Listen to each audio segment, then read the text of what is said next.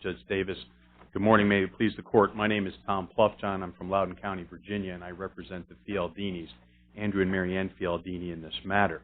Before I begin, I'd like to emphasize in the case that we are asking the Court to make a decision with regard to two people's separate claims that were actually joined at the district court level. So they're not seeking adjudication of joint claims, but there are individual claims. And the ultimate issues in this case, obviously because it was the case was dismissed on summary judgment, is whether there were sufficient facts shown beyond the pleadings that would say that there were actual controversy in place that would have allowed this case and should have allowed this case to go to trial. Before you get going, let me ask you a couple of housekeeping questions for my own edification. The detective or officer testified that before he went out the day that the arrest was made, December 29th of 2009, he checked the address to confirm that it was still the address listed for the son. Is that in the is that printout or was there printout? Is that in the record anywhere? It is not, and that's one of the issues that we have, Your Honor. Okay, it was printed out later on. Printed on later on, and it was not admitted in the record. Okay, I just wanted to make sure. And one other question: are the arrest warrants for Andrew in the record? They are not, Your Honor. Okay, that's fine. Now you can go on with your argument. I just wanted to clear those things up. The first issue in terms of the, I broke it down into a series of different areas, but the first area I'd like to talk about is the entry into the home by Officer Cote.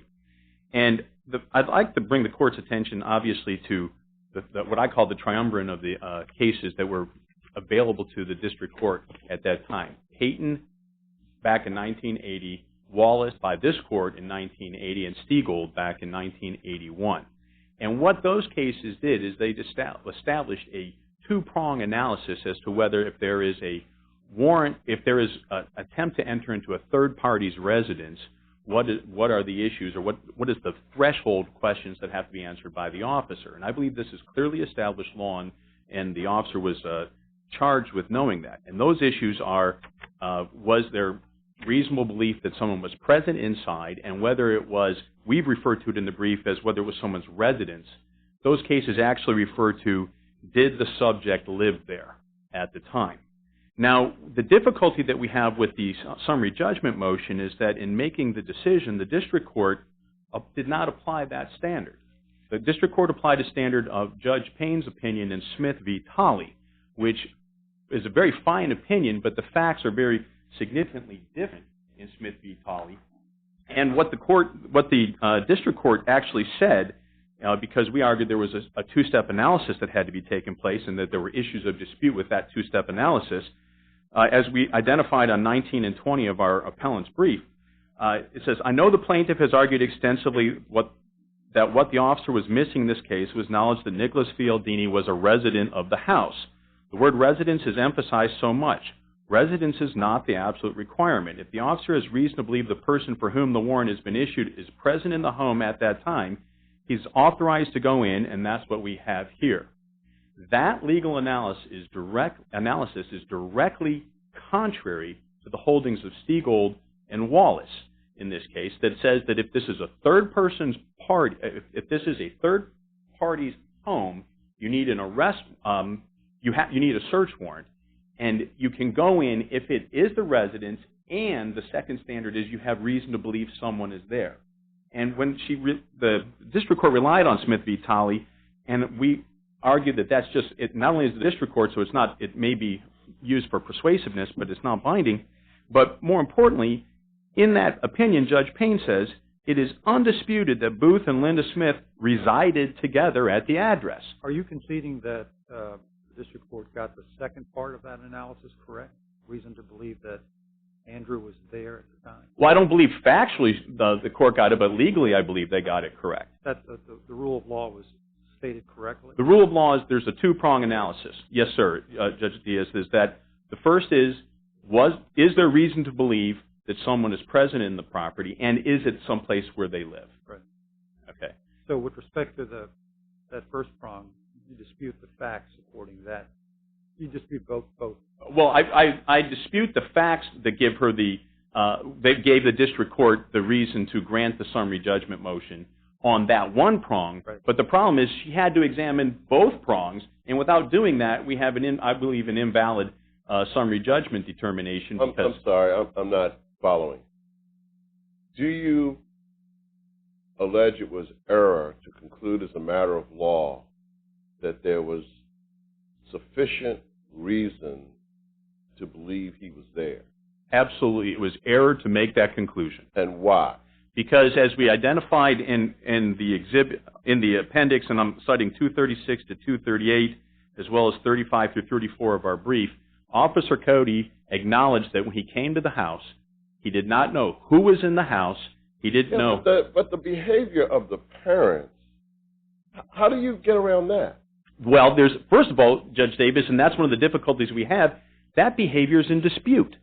That's Officer Cote, who doesn't mention any behavior at the preliminary hearing in Loudoun Circuit Court, mentions behavior at the summary judgment hearing in the district court, and Andrew Fialdini denies that behavior. And he denied it on the record. There's no allegation. As a matter of fact, Andrew Fialdini said that Officer Cote was irate, not that he was irate. Doesn't say he told them he's not there.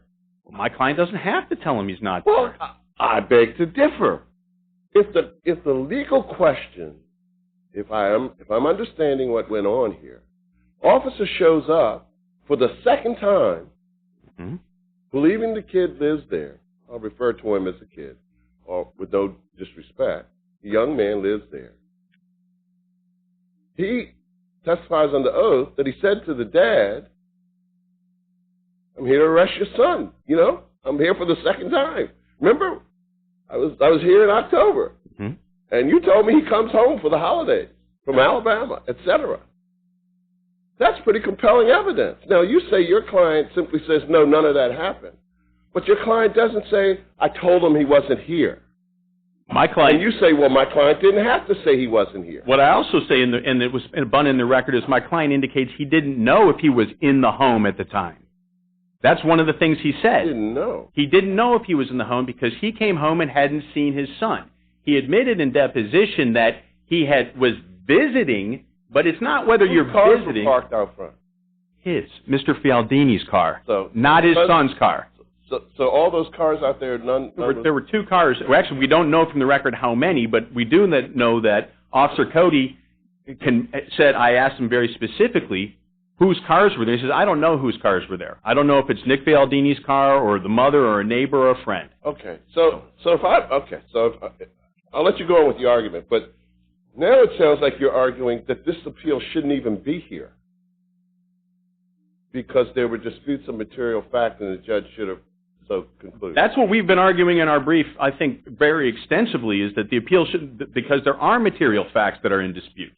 There are material facts in dispute, and when Officer Cote says, I don't know whose cars they are, I didn't see anyone in or out, I didn't know if, when I approached the house, I didn't know if there was anyone inside the residence, I was just ringing to see if someone came to the door, how can he draw a conclusion that Nicholas Fialdini is in the residence? And that's what the conclusion he has to draw. He testified that the dad denied that he was there. No, he didn't. Who didn't do what? Officer Cote didn't deny that the dad said he was there. Wait a minute. Officer Cote says the dad told me he wasn't there. No, Your Honor, I don't believe he says that. Okay. I think what he indicates is that Mr. Fialdini, when I asked, Mr. Fialdini pled the fifth. Right. Okay. Now, to my mind, that's saying, yeah, the kid's in here. Yeah, he's here. But I'm not going to tell you he's in here. Well, that actually, I think that goes to a leap that I think is not available to the officer.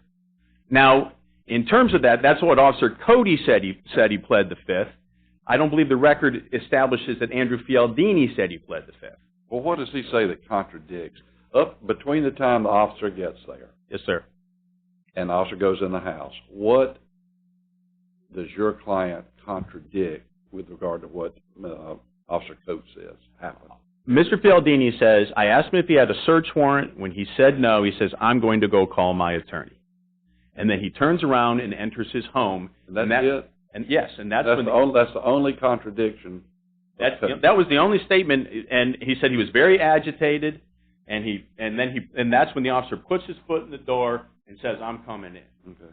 And if under those circumstances, that's a dispute of fact. Now, it is a dispute of fact, but is it material and is it sufficient to give you to support a claim of an unconstitutional search? Well, one of the difficulties I have is that I think that the officer has to establish that he had a reasonable basis to believe that not that there was something suspicious going on, but that Nicholas Fialdini was inside the home. I know, but he says the father came to the door, opened the door only sufficiently to allow him to get out, that he edges out the door, he claims the fifth. I gave the example to the district court. And that's uncontradicted. Well, but I gave the example to this. The officer had an inkling that maybe something was going on, but not that Nicholas Fialdini was there. The example I gave to... Well, what else could be going on? This is the example I gave the district court. It could be that he was rolling joints on his dining room table. We could all imagine. Well, but that's the problem. I don't know of any constitutional prerogative that says an officer gets to interpret someone's exercising their right. I don't want you coming into my house. I have a Fourth Amendment right that you can't come without a search warrant. Well, you asserted that kind of squishy, so I get to ignore that. But I'm not aware of that thing. Officers do that all the time. You're right. They violate the law all the time. Officers encounter suspicious circumstances that could give rise to, hypothetically, 5 different crimes, but also could be totally innocent circumstances.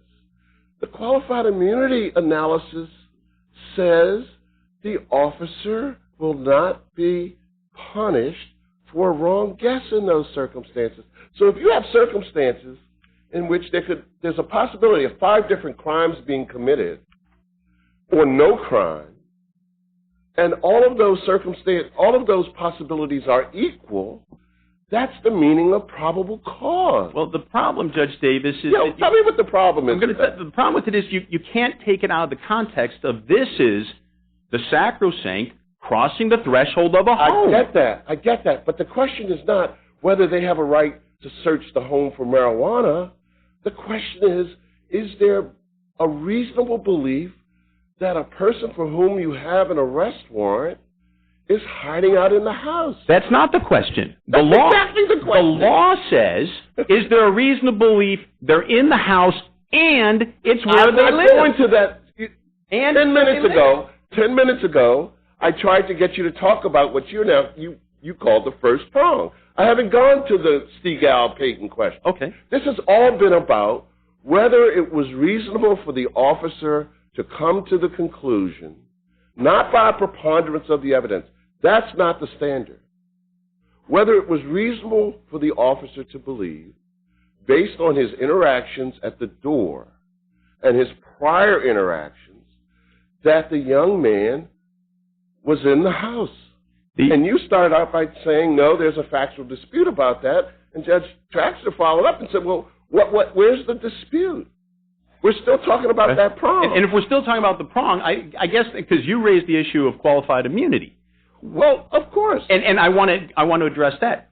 Qualified immunity does not apply if there's a violation of clearly established law. And I don't think that you can divorce this circumstance, I'm at the threshold of someone's home, and to say that even if I have a reasonable belief that that person's inside, Payton has been around for 35 years. And that's fine. That's fine. It's both. And maybe I shouldn't have, taken you down this path to talk about I thought your answer was going to be pretty straightforward and easy, frankly. I didn't think we'd spend 10 minutes on whether there was reasonable belief that he was in there. I thought you really wanted to talk about the other thing. I did, Your Honor, and I was answering questions. I don't think there's reasonable belief that he was in just because someone is nervous or hesitant about talking to an officer. Well, all right. But more importantly, it's a two-pronged test. And there's evidence in the record that his residence was in Alabama and it had been changed in August of 2009. And so therefore that's an evidentiary issue that has to be decided by the trier of fact. No, it does, because you're going to look at those questions from what the officer knew. What facts did he have in his mind? What was he aware of when he took the action he did? So if something were changed in Alabama, unless you can establish the officer knew it, Well, Your Honor, I think, and I agree with it, but I think that's for the trier of fact, because what we had, And what we explained to the district court. The prior fact that there's no evidence of it. Well, that's what I was saying. We explained to the district court was that we have Nick Fialdini's changing of his license, and that he not only got a temporary license in August, but he got a permanent license in September that changed his residence in Virginia. And that the officer's statement that he looked at, one time he said he looked at DMV, the other time he said he looked at VCIN, but this alleged piece of paper from the 29th that's never been admitted anywhere is false. But that's pure speculation. Now, it seems to me that if your version of what happened is true, you would have someone from the department that runs driver's licenses to say that when this happened in Alabama, it caused this change. At trial, we would. Why would I do that at a summary judgment? Pardon, Your Honor? You got to get past summary judgment. But we've alleged facts, and we have the sworn. All they have is Cote's sworn statement that this was the case, and they have Mr. Fialdini's sworn statement that says no, he changed the license, and that it was, and it doesn't reflect that. Speculation. You got evidence on one hand, speculation on the other. Well, I with due respect, I don't see it as evidence from Cote because he doesn't offer the document. He's given a sworn statement. So has Fialdini. He's speculating. Well, actually, no. He says I have the license that changed it. So if he has the license, it's not it's a sworn statement. It was the evidence given that the officer checked was changed. But anyway, you're out of time. I'm out of time on the time reserved. Thank you, Your Honor. For reply. Let me hear from the appellate.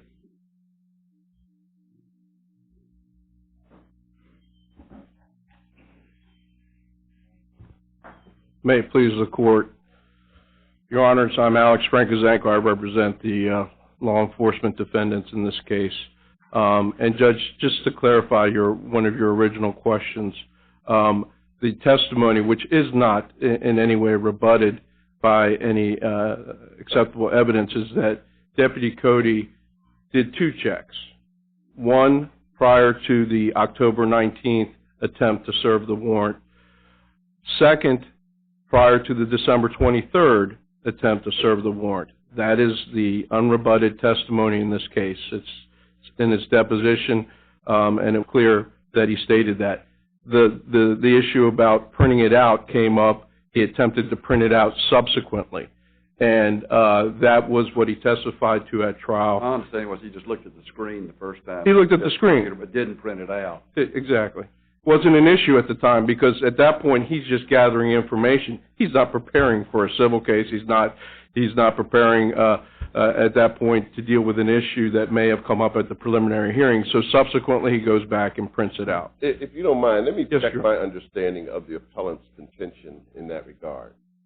Do I understand the contention to be that the credibility of the testimony regarding the second check is undermined by sworn testimony that the privilege to operate a motor vehicle was transferred from Virginia to Alabama sometime prior, and therefore, if the officer had actually checked in December, although it seems like the same would be true in October, the officer had actually checked in December, the officer would have discovered this. Is that, all I'm asking, is that your understanding of the argument? That's the argument, yes, Your Honor, but there's been no evidence which would support that somehow in Virginia that the DMV wouldn't still list him at the Ashburn or Virginia address, which is what my client, Deputy Cote, testified to. So their argument is it couldn't have been on the screen because he took steps in Alabama. First of all, Nicholas Fialdini, as far as this case is concerned, never gave a deposition. There's no affidavit testimony. All this information that this argument is based on is from Dad. Yes, Your Honor, that's the argument, but again... Which means it's not even admissible. It's not admissible. You're right. And their argument is well, you're relying on Cote's sworn testimony. Well, yeah. That's what we're relying on, because Cote was the one that took the steps before going to serve the warrant both times. Cote was the one that was relying on information from Dad and Mom that son was in Alabama, that he was coming home at Thanksgiving. There was a level of expectation that at Thanksgiving they would have walked him in. We're talking about sophisticated plaintiffs here. We're talking about folks that are in the intelligence community, that work for Department of Defense, who may not have been law enforcement, but pretty darn close, worked with law enforcement. So you would have figured, hey, my son stole something from Nordstrom's, so let me get this worked out. Instead, he's pleading the fifth. I mean, come on. And then you have the whole issue about the assault. There's no question about that there was contact between Mr. Fialdini and Deputy Cote at the door, and they have explanations for it. But the reality of it is there was contact. Even Mr. Fialdini testified that there was a jolt to the chest. So when you're looking at the malicious prosecution claims, there certainly was enough probable cause for them to at least to bring those charges. In fact, there was a full-blown, and you have this as part of your record, a full-blown preliminary hearing with evidence where Andrew Fialdini testified, Mary Ann Fialdini testified, and they brought Nicholas Fialdini all the way up from Alabama to testify at that prelim hearing. Let me ask you about the wife, the rest of the wife, and the prosecution of the wife. Yes, Your Honor. Why isn't there a genuine issue of material fact with regard to whether or not the circumstances justified her arrest?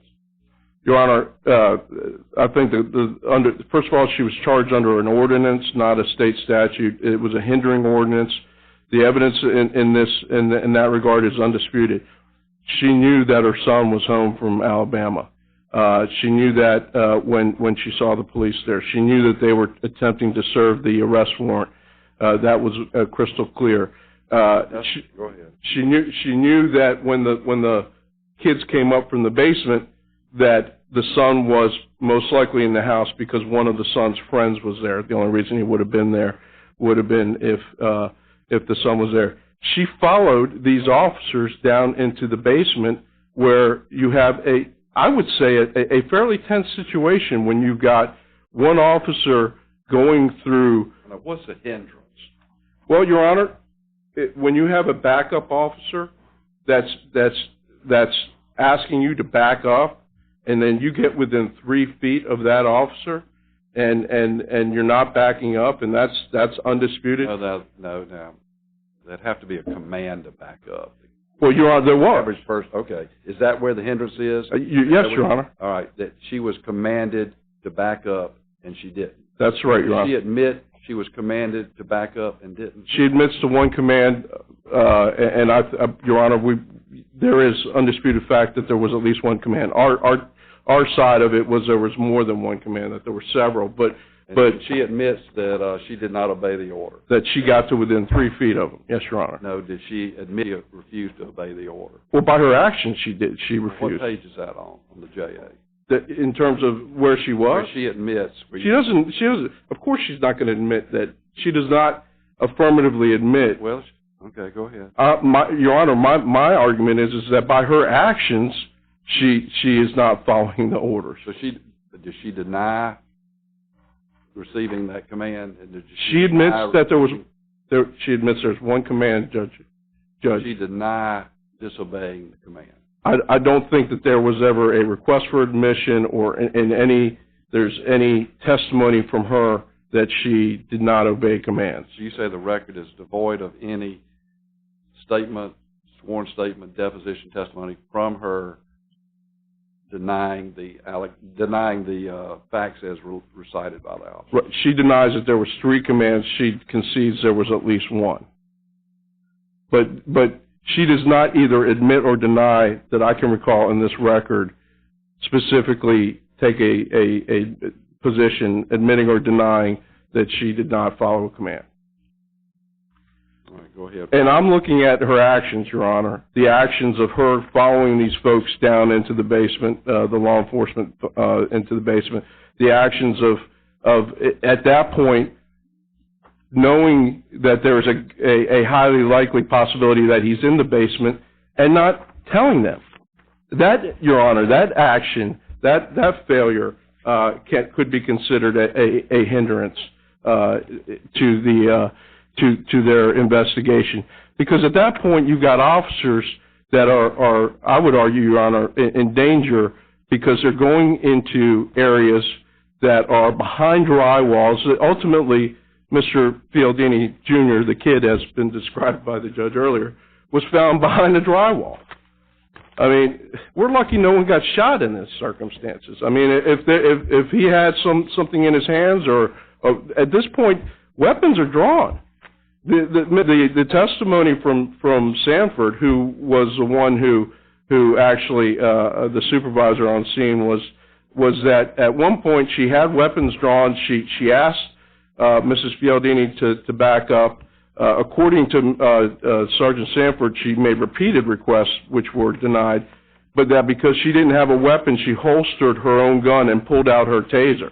That's in the record. So she realized that the force at that point, dealing with Mrs. Fialdini, was not a deadly situation, but she still had her deputy poking around a dark closet. And, Your Honor, if you're going to say that somebody else distracting these folks it can't be at least reasonably perceived as a hindrance, I simply would disagree with the court. This is a law enforcement situation where the plaintiffs knew or should have known their son was in the house. They knew he was home from Alabama. They took steps to cover it up. The father is pleading the fifth when he has no Fifth Amendment right at that point, because at that point he hasn't committed a crime. Unless he perceived harboring somebody that there was an arrest warrant for as a potential crime. And maybe that is a potential crime, but they weren't charged with those potential crimes. But, Your Honor, I think that the district court in this case had ample undisputed material facts on each point, on each count, in order to sustain the summary judgment based on qualified immunity. Qualified immunity is out there. The principle is out there to protect law enforcement officers who are trying to do their job in a reasonable manner and doing the best that they can under the circumstances. And at the end of the... I take it I won't use the word concede, but the district court's articulation of what we'll call the first prong of the entry issue. I mean, what do you say about that? Do you agree, if you don't concede, that could have been articulated in a more precise manner? I believe it could have been articulated, but I think she still got the law right in terms of applying the law to the undisputed material facts in this case. The court didn't issue a written opinion. The court did rule from the bench. There were a couple of points during, and I went back and read. But on the rocket docket, the written opinions are already done, and they just read them from the bench. I think it depends on the judge, right? It depends on the judge. But I don't think she got the law. I don't think she incorrectly applied the law to the undisputed material facts in this case.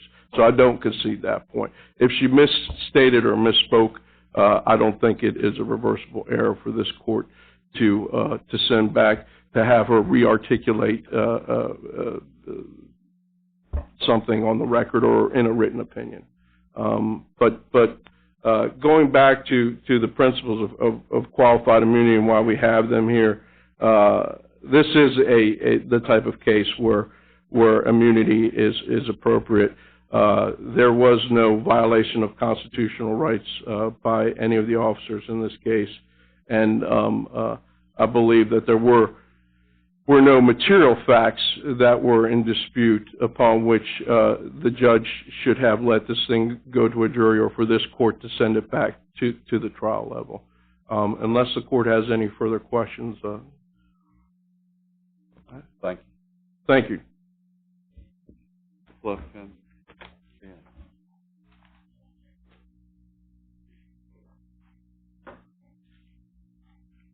I asked your opponent about the testimony of the wife in this case and what she said happened. I'm on page 217, 218 of her That's where I am deposition. But, reading it, she never says, unless I'm missing something, that I did what they told me to do. I stood where they told me to stand. I did nothing in contravention of their instructions. She does say, they asked, were you just watching? So, I was just watching on page 218. Right. They were swinging around to the finished portion, and I walked over and turned on the light switch. She doesn't acknowledge any command made at that point in time. But and she did, on page 218 she does. They said, you're too close, back up, or something along those lines. No, she says, and I said, I'm sorry. It doesn't say who said that. I apologize. It doesn't say who. It does say, and I said, but I think that's wrong. Well, Your Honor, you wouldn't be telling them you're too close. You need to back up. This is what the transcript says, and then I was just watching, and then on 218, other than them saying to go back up at one point, did they give you any other instructions? No. So what do you Did they tell you to go upstairs? No. The top of page 37, who do you say is saying those words? Under the transcript, it says that she says, I said this. Now, that's what we have in terms of the record. And I don't know what you're too close or something. And before this, you have to remember, she was telling them that they didn't have permission to be in her house and that they had to leave. That's one of the things. She also indicates that she was given no commands, and no other instructions in this case. And then if you go to 240, I think it's 247, I just had it, with Officer Sanford indicates that she gave her a command to stop. She stopped, and then I told her to lay over the couch, and she laid over the couch, and she followed all of those instructions. Did she ever submit an affidavit in this case? No, those, Your Honor. I wanted to go back, if I could, because the issue was raised as to what was Officer Cote's knowledge and what was his reasonable expectation. We quoted on page 284 in page 43 of our brief, but 284 of the transcript. The question was, at the time he comes to the house, you didn't even know if he was there, and you didn't know how long his winter break from school was, and you didn't even know if it had begun or ended. So you really don't have that as a reason, do you? He says, no.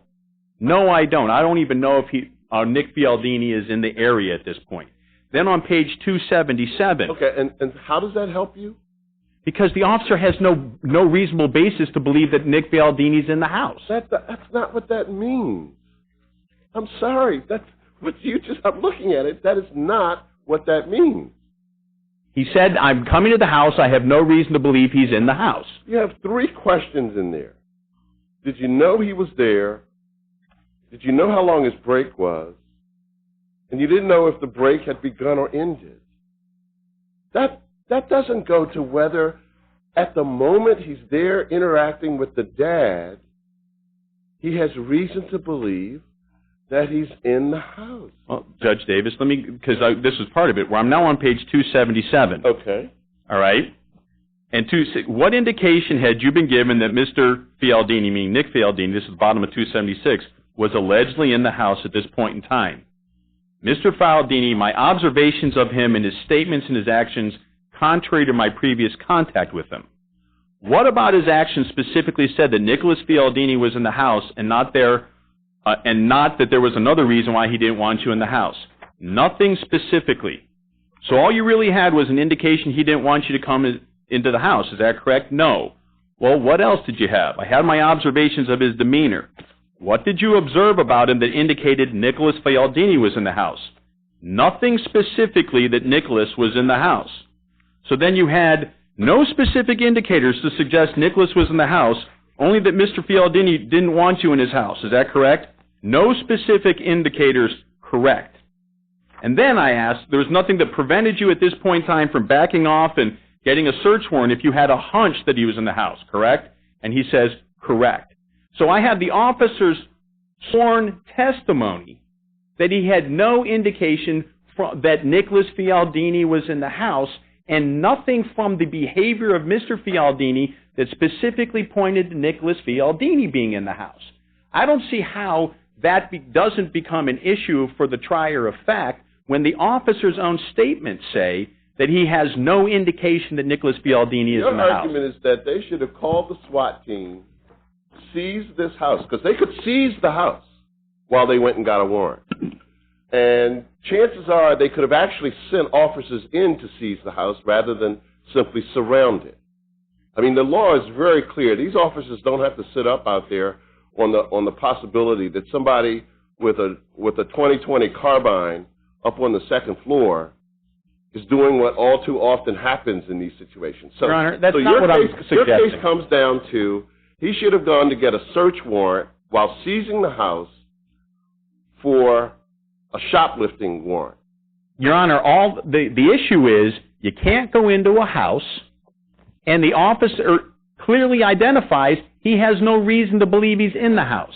And if we're going to uphold Payton, Wallace, and Stiegold, and it's clearly established law, and the officer admits he has no reason to go into the house, then yes, the action for an officer is to go get a search warrant, not sit up there, not create, some massive shooting or anything like that. You don't deny that they could have seized the house while they went and got a search warrant, right? They could have stopped anyone from leaving or exiting. That's correct. Do you deny that they could have actually gone in? I do deny they could have gone in to secure the property.